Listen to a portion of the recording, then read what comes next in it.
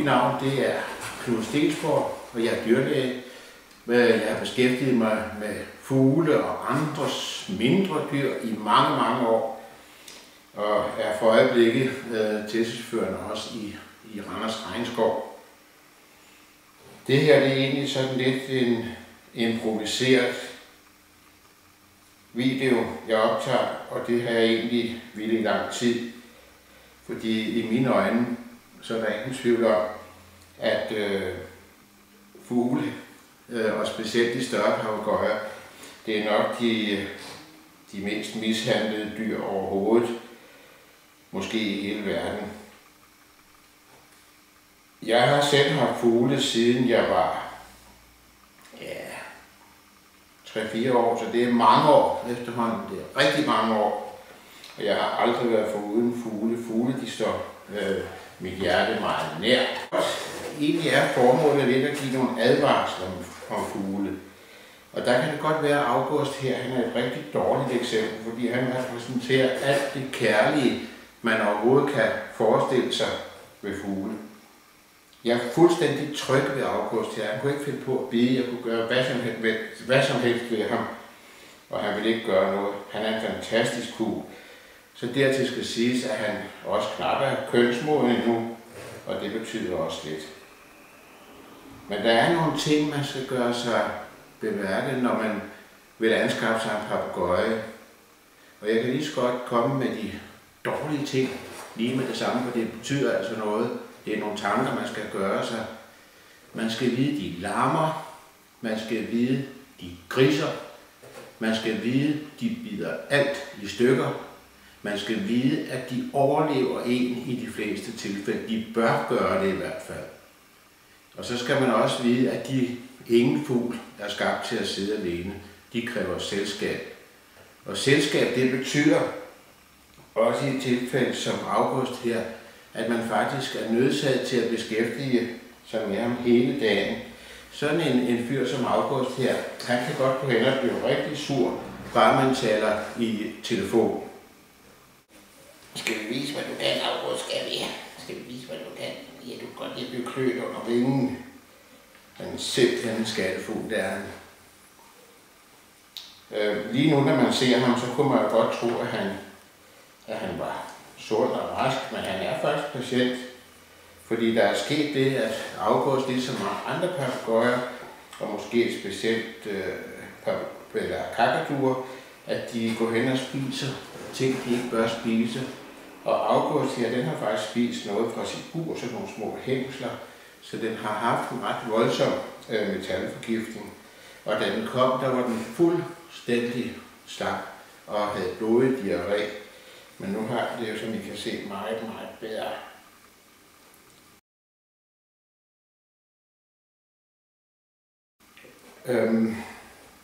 Men som sagt, formålet det er lidt at advare mod, at man anskaffer sig papegøjer, som man ikke kan tilbyde de rette forhold.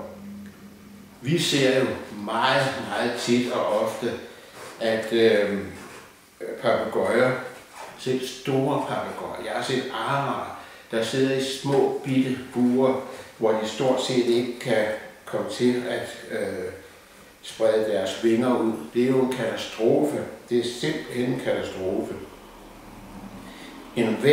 Enhver fugl, og det gælder både stor som lille, bør have mulighed for at flyve. Det er deres natur. Det skal de gøre. Der er også mange misforståelser om for eksempel, at fugle ikke kan tåle træk. Men ret beset, så er det jo noget sludder. Hvis man har en sund fugl med sunde slimhinder, jamen så kan de jo tåle næsten hvad som helst af træk. Der skal man hele tiden tænke på, at fugle, de lever jo mange 100 meter op i luften, og det suser om ørerne på dem hele tiden. Så de er bestemt bygget til at kunne tåle susen om ørerne. Der eksisterer også en anden udbredt misforståelse, det er, at fugle de lider meget af stress. Og det gør de da også, hvis de ikke bliver passet ordentligt. De skal passes ordentligt, og en af de ting, de skal passe ordentligt, det er selvfølgelig muligheden for motion. Sådan en fugl som August her, har vel en intelligens, der svarer til et 3-5-årigt barns. Den husker alt, den ser alt, og den skal altså stimuleres. Og når jeg siger stimuleres, så betyder det, at den skal udsættes for nogle nye omgivelser. Buret skal ikke bare stå på det samme sted i stuen 24 timer i døgnet. Men man må godt flytte buret lidt hver dag, lave lidt om, møblere buret lidt op, så man får noget andet at tænke på end at kede sig. For mange af de her fugle, de fejlspiser jo simpelthen, hvad fanden skal de lave, jeg lige vil sige, andet end at spise, sådan som de sidder i deres buer med madtrugene fyldt op med alt muligt mærkværdigt. Og når jeg siger mærkværdigt, så mener jeg blandt andet solsikker og jordnødder. Hvor de her fugle lever, der findes jo stort set ikke eller der findes ikke naturligt solsikker og jordnødder. Det er noget, vi har budt dem. Det bedste, man kan byde dem, det er jo i virkeligheden en færdigfoderblanding, ligesom man har til hund og kat. Det er bare en fantastisk fugl. Man kunne jo godt sige, at sådan en som ham her, han fik fat i næsen, så var der ikke meget næse tilbage. Men det gør han bare ikke. Jeg har jo engang set en dame, der fik flækket sin kind. Det var nu så en arapapegøje. Så det er aldrig nogen god ting at tage dem op til hovedet, næsten uanset hvordan de er. Der kan også være noget med smittefare, men den er jo ikke stor. Men tilbage til fodring. Man har noget, man kalder intelligent fodring af papegøjer. Og intelligent fodring af papegøjer, det betyder, at man simpelthen gør det svært for dem at finde deres mad. Og den simpleste model, det er jo, at man simpelthen pakker deres mad ind i noget papir, noget avispapir, og så lader dem selv grave ind til fodret. Avispapir i dag, det er overhovedet ikke giftigt, så der er ingen problemer i det. Man kan også gøre det, at man laver nogle små huller i træstammerne, hvor man simpelthen gemmer frøene, så den selv skal finde dem. Men August her er en fantastisk fugl. Og han repræsenterer jo alt det, som vi gerne vil. Altså os, der godt kan lide fugle, vi vil gerne have fortrolighed, vi vil gerne have, at de er søde og rare. Men det er langt fra. Det er måske en af 100.000, der er som August her. Så man skal ikke stole på, at man selv synes, man er god, at man kan lave sådan en fugl her. Han har virkelig en medfødt evne til at trives hos mennesker. Der er en anden ting, når folk køber papegøjer, det er, at man tit og ofte køber papegøjer, der er håndopmadet. Og håndopmadet, det er jo ud fra den betragtning, så bliver de nemmere at gøre tamme for de nye ejere, der skal have dem. Og det kan der godt være noget rigtigt i, men på den anden side, så præges de papegøjer i den grad på mennesker, at det kan være meget, meget, meget svært for dem at leve et sundt liv bagefter. Fordi vi mennesker, vi arbejder, vi taler i telefon, vi vasker op, vi har ikke tid til at stå med dem hele tiden. I naturen, så vil papegøjer jo danne livslange par, og de sidder side ved side og nusser om hinanden, passer på hinanden, passer på, at der ikke kommer nogen rovdyr og tager dem. Og det er jo slet ikke noget, som en enlig papegøje, der er præget på mennesker, kan leve op til. Så den keder sig, og så spiser den.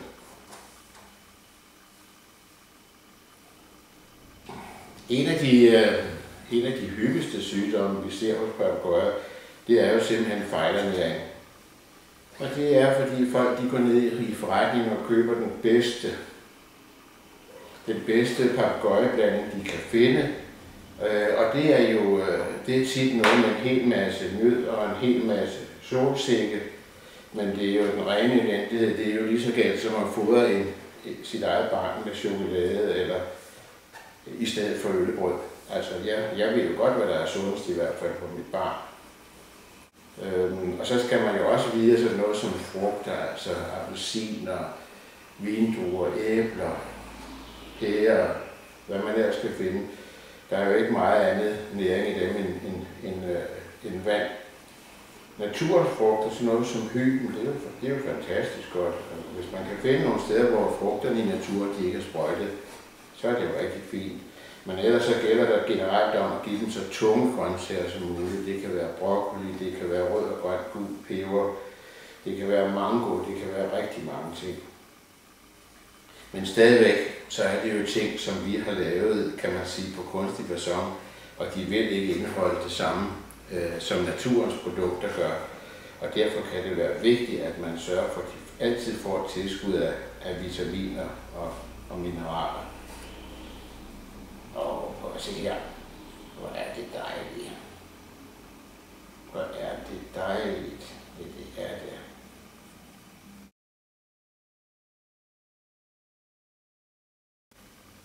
Men husk på, at det er langt fra alle, hvor det lykkes at få sådan et forhold. Og jeg vil heller ikke helt udelukke senere, når August her, han bliver kønsmoden, at det kan komme til at give nogle problemer, nogle psykiske problemer. At han måske ikke har 24 timers kontakt til sin ejer hele dagen, for det kan man ikke have. Men når nu jeg vil også godt sige lidt om fodring, lidt mere om fodring. Jeg vil godt sige, at det er jo ikke nok, at man tilbyder dem en super frøblanding, som det jo hedder. Fordi de piller jo bare det fra, de kan lide. Og der skal man altså kigge på bunden, hvilke nogle frø, der er knækket, for at se, om den virkelig tager en varieret kost, eller den kun tager lige akkurat det, som den kan lide. Og det gør de. Meget ofte, når vi får dem ind, så får vi dem ind med en historie om, at de får alt muligt, at de spiser alt muligt. Når de så kommer ind, så kan vi se, at de tager kun solsikke, eventuelt jordnødder. Hvor er det fint.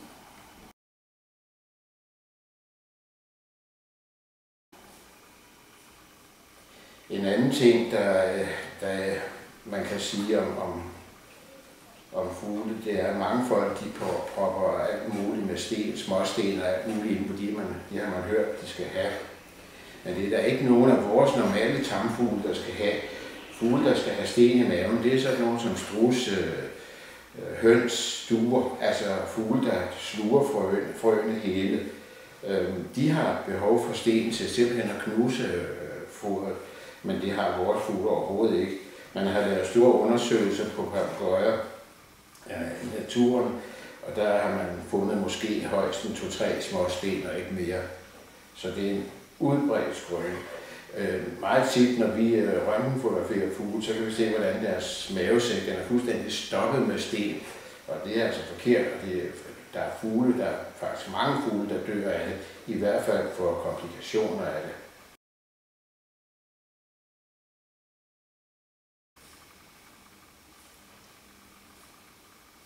Hvordan kan man så se på, om fuglen er rask? Ja, det kan man gøre på mange forskellige måder. Man kan jo se, hvordan den sidder. Sidder den konstant på 2 ben, også når den sover, så er der noget galt. Sidder den på bunden og putter, så er der noget galt.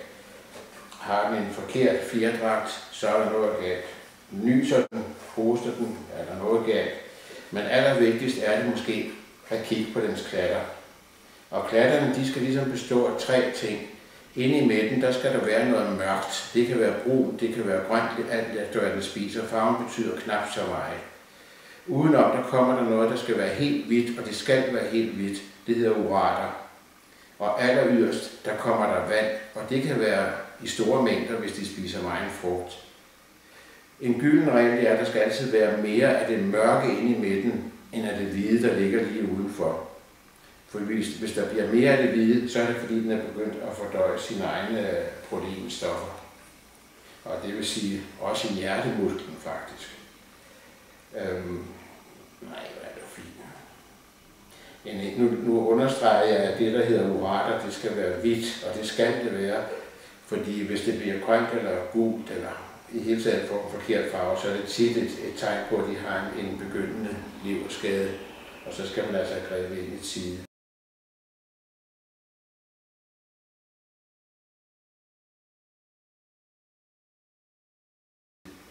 Og grebe ind i tide, tja. Vi må jo så sige til desværre, at alt for ofte kommer fuglene for sent ind til os. Vi har været syge i lang tid, uanset hvad folk siger. Og vi kan jo mærke det, fordi et andet tegn på sygdom, det er, at de bliver fuldstændig skarpe lige her på brystet, på deres brystben, og det kan man tydeligt føle, når man lige kører med en finger. Og kan man mærke brystbenet, så har de tabt den 30-40% af deres kropsvægt, så de har været syge længe. Fugle, de har den formidable evne, at de skal jo i naturen klare sig mod rovdyr, og det vil sige, at de har udviklet evnen til ikke at se syge ud, til trods for, at de er det. Fordi viser man sygdomstegn i naturen, jamen så er man simpelthen død lige på stedet, man bliver ædt, og det går selvfølgelig ikke.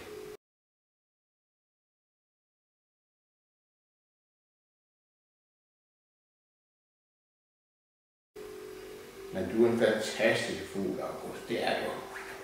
Du er en fantastisk fugl. Skal vi prøve at se, om vi kan få dig til at rejse det her lidt? Skal vi? Man kan også samtidig se på næbbet, der begynder at skalle meget, at der er noget galt. Det er også et af tegnene på sygdom. Men i det hele taget, så gælder det om, at hver lille bitte ændring i noget som helst hos fugle, det kræver dyrlægebesøg lige med det samme. Der er ikke, dyrlæger har jo tit fået det ry, at man ikke er god til fugle. Og det er der dyrlæger i dag, der er, fordi vi selv har haft fugle, og vi har beskæftiget os meget med fugle. Men det store problem, det ligger i, at det er, måske nu vil jeg så komme med et hip til de store fugleholder, det er, at de venter alt for længe. Selv kostbare fugle, rent pengemæssigt, men også kostbare rent avlsmæssigt, kommer de med, når de er halvdøde. Og så er der ingen, der kan redde noget som helst. Man skal komme i tid. I virkeligheden så kan det være en rigtig god ting, og det gør vi med flere af de her papegøjer.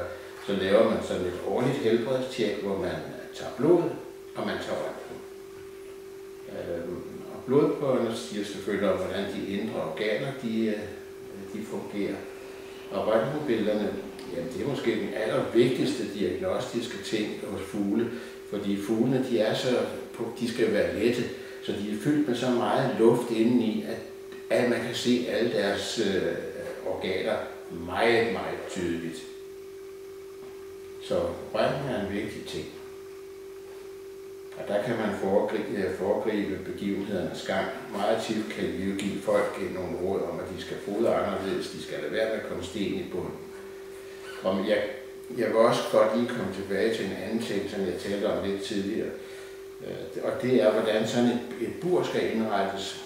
Jamen, der skal være naturpinde i lange baner. Der skal virkelig være naturpinde i lange baner. Men det skal der. Og man må godt føre lidt rundt på dem, sådan at de får noget at beskæftige sig med, noget at gnave i, og noget at undre sig over, hvorfor sidder den pind på lige der. Det er jo et af de her gamle skrøner, at man skal ikke ændre for meget i buret, men der skal ændres. De skal bare stimuleres, og nogle her virkelig stimuleres. Ja, det var vel det meste af, hvad jeg sådan lige havde på hjertet i sådan en lille improviseret snak om papegøjer, som jo virkelig giver os nogle problemer rundt omkring. Der er mange, der falder for eksempel sådan en som August her, altså når han kommer og viser sig frem, så tænker man, gud, så det skal jeg også have. Sådan bliver de nok alle sammen, men det gør de altså bare ikke. Jamen, du bliver optaget, det gør du. Og du er så fin. Ja, det gør du, men du må godt komme op til mig igen. Ja, det må du.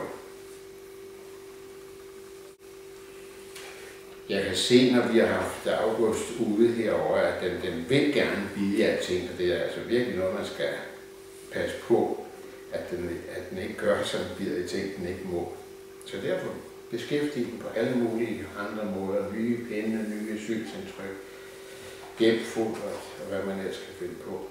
Og jeg vil da også sige, at sådan noget som træning af papegøjer, det er groft overset. Sådan ting som, nu skal jeg lige se det, August, han kan jo, men man skal lære dem, man skal lære kommandoen op. Se, og jeg nyder det. Og så skal man lære den kommandoen ned. Det er altid lidt svært. August har faktisk ikke lært, han kan det bare med natur. Men det gør man med godbidder og kun godbidder. Kun godbidder. Og der er også nogle papegøjer, vil jeg sige, i det øjeblik, de begynder at blive kønsmodne, så er der nogle af dem, der godt kan begynde på lidt bideri, og det kan da godt være et stort problem, at de gør det, og så er der nogen, der synes, så skal man slå dem over. Det er lige præcis det, man ikke skal. Man kan kun træne papegøjer med godhed og godbidder.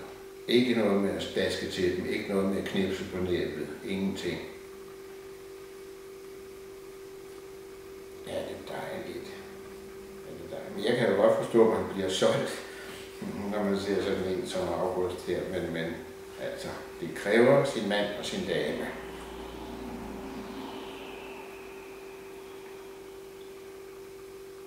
Ja, det er så fint. Men kan man lære dem kommandoen op og ned, så kan man næsten lære dem alting. Man kan også lære dem at klatte på kommando. For eksempel, hvis man sætter dem ned, de klatter, og man giver et godbid, jamen så lærer de. Så skal de altså gøre det, de bliver sat ned. Og det kan også være en kæmpe fordel. Skal vi prøve at løfte dine vinger op? Skal vi prøve at løfte vinger op? Se, det her, det er fantastisk, man kan få lov til det her. Det er virkelig fantastisk. Og i virkeligheden, denne her ting, man gør sådan, det er også fantastisk, fordi alt, hvad der kommer fra oven i naturen, det er farligt. En ting, jeg godt vil understrege også, det er, at fuglene lever i en verden af synsindtryk. Bare du blinker med øjet, selvom du er 100 meter væk, så ser de det. Det er jo sådan en beskyttelsesforanstaltning i naturen. Så man skal passe meget, man skal være meget opmærksom på, at de har et fantastisk syn, og sådan helst undgår de der store, kraftige bevægelser lige i nærheden af dem. Så derfor kan det også godt være et problem på steder, hvor der er småbørn, at med de store bevægelser, de lever i en verden af synsindtryk, og de er i den grad i stand til at se de små bevægelser. De kan se dit ansigtsudtryk, de kan se alting, og det er den vigtigste sans, de overhovedet har. Og det er også meget sjovt at tænke på, at de har et helt andet farvesyn end os. Det kan godt være, at vi ser en hvid kakadue, men det er ikke sikkert, at en hvid kakadue ser en hvid kakadue. Det kan være, at den er blå, grøn, rød, hvad ved jeg. De har et meget større spektrum af farvesyn, end vi har. Så der er mange, der parer papegøjer, fordi den ene ser godt ud, den anden ser godt ud. Og så håber man på at få nogle smukke unger. Men det er ikke ensbetydende med, at en smuk papegøje er en smuk papegøje for en papegøje. Den var lidt indviklet, men man skal vide, at de har et helt andet syn. Man skal også vide for eksempel, at hvis man har dem gående i et rum med neonlys, så har de så godt et syn, at de kan se hver eneste lille klik, der kommer. Neonlys, det er jo ikke sådan et lys, der kommer hele tiden. Det er sådan, og der kan de se, at de kan simpelthen se, at det skifter. Og det kan være med til at gøre fugle stressede. Jeg vil også godt lige sige lidt mere om håndopmadning. Det bliver sådan lidt løst og fast det her, men sådan må det være.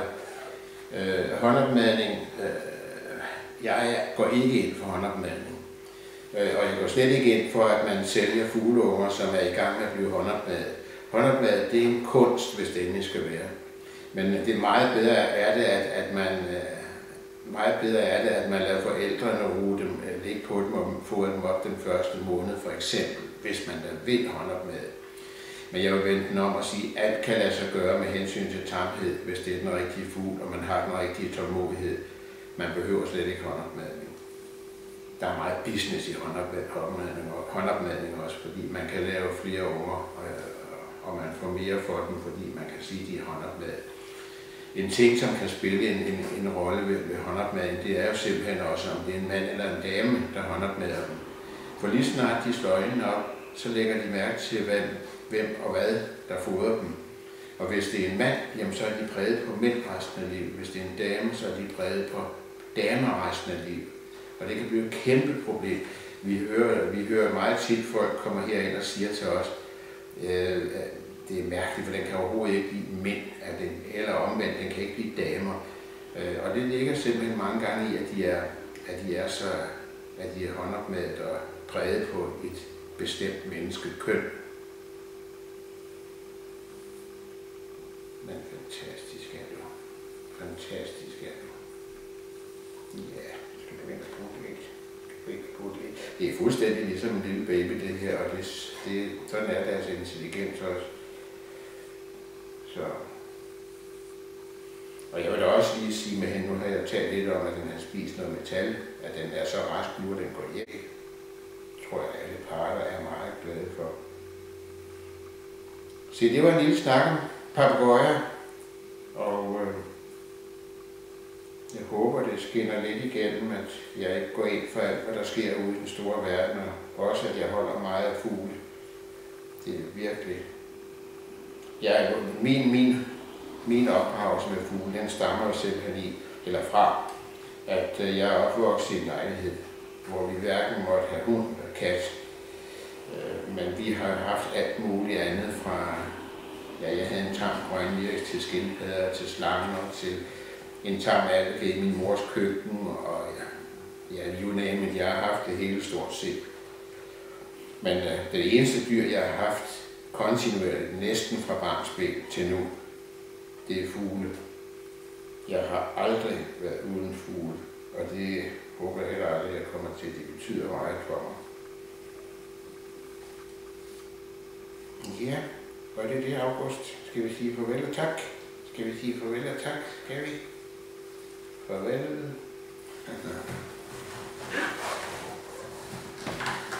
Skal vi bare lige lade det gå her?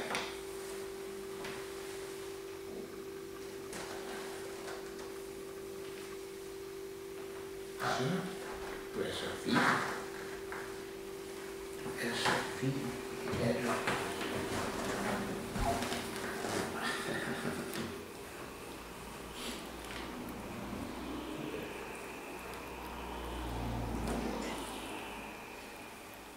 Jo, jeg kan måske også lige sådan tilføje, at man skal hele tiden huske på, at en papegøje på 6 måneder, jamen den er lige så hjælpeløs som et barn måske på et halvt år. Så altså, der skal virkelig passes på dem. Og vi har håndopmadede unger, eller vi har ejere med håndopmadede fugle, som de har købt allerede, når de er 6 uger gamle. Det er fuldstændig vanvittigt i mine øjne. Det bør ikke kunne lade sig gøre. Så dyrevelfærdsmæssigt, der er der langt igen. Vi snakker jo næsten altid kun grise og kyllinger, slagtekyllinger og høns, når vi snakker dyrevelfærd. Men det her, det er måske den mest misrøgtede dyreart, der findes. August.